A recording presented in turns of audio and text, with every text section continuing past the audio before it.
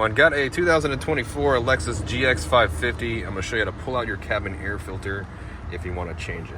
It's going to be located behind your glove box here. So first thing we're going to do is remove this tray. So go ahead and pull up on it and pull it out. It just has these clips on the sides here and then clips on the back. Now we're going to remove this door right here by pressing down on these tabs and pulling towards us. Okay. This would be a lot easier with two hands, but managed to get it off. Now we're going to remove this door here. Notice this door says up. This is just for when we put it back, we put it in the right orientation. Okay. So what we're going to do is actually kind of change this a little bit, is squeeze this tab here. Nope. Pull it right off like that. All right. Other side, the way it works when we go to put it back, it's a good time to show you these little feet that are on here. They just go in these little slots. Okay. And when we put this back, you can see that there's these feet on the door here. You need to have that correct. Also, I'm going to pull out the retainer that holds the filter.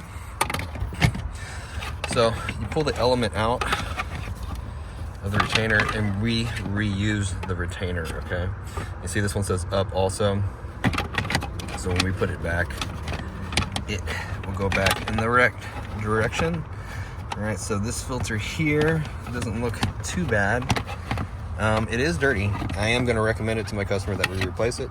You can see how brown it is. It's normally not this brown when they're brand new. They're actually pretty white. Okay, so notice on this filter it says up also. This is a factory filter, not an aftermarket one.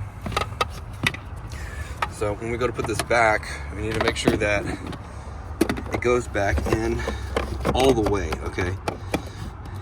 So these little feet can clear. What we're gonna do here, go left side in first, like that, and just push it on. Then we get our door, and the bottom goes in first. And then we just push it back like that, and the tray is gonna be a little finicky. Line up the back tabs first and then push down on this thing like that, and you're all done. Well, I hope the video was helpful, and if it was, appreciate it if you hit that like button or hit subscribe or leave me a comment if you could. And if you need to get a filter, I have a link down in the description box. It takes you to Amazon where you can pick one up if you need one.